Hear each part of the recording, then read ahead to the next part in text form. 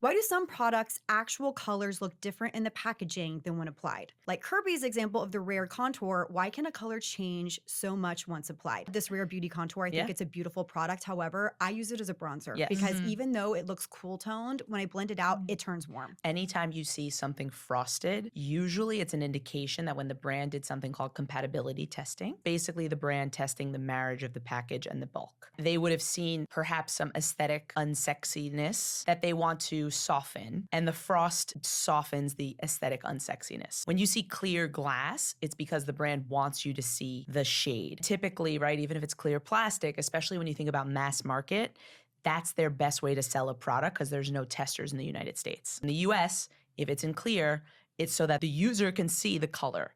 The Got it. mass tone is what we call that. Now, anytime you introduce a silicone or a volatile material into a type of base, you're immediately going to see what we call a mass tone and dry down variation. As a product developer, you need to assess the mass tone and the tone at dry down. You're literally ping-ponging back and forth with a chemist over email and videos. You're evaluating the shade wet, but that shade is totally different when it dries. A lot of consumers know this as oxidation. Yes. If you were to Okay. ask a chemist, is oxidation real?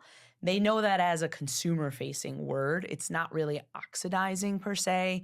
The color is drying, and it's drying to a finished tone. And the reason for that is the raw materials, which are typically very present inside of liquid foundations. In the case of Rare's Contour, how did we get to market with that? I have a philosophy. I don't know the product development team. This is my personal opinion. The most successful blush at Sephora right now is Rare Beauty's. They took that wildly successful formula base and they infused a little bit more of what we would consider like a film forming polymer.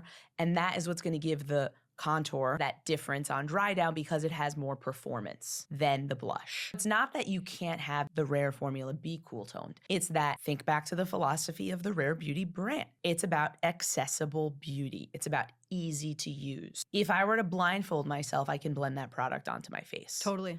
So do we think about the end user and the consumer? I would love personally for Rare Beauty to panel test their community as to whether or not they prefer the warmth that it dries down to or they don't.